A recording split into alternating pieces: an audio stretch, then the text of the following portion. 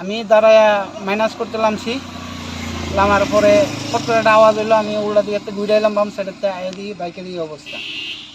মানে আপনি কি এই গাড়িটার চালক? আমি গাড়ি চালক। তো গাড়িটা কি থামানো অবস্থায় ছিল? তামানো। তখন পিছন থেকে আইসরা মাইরা দিছে?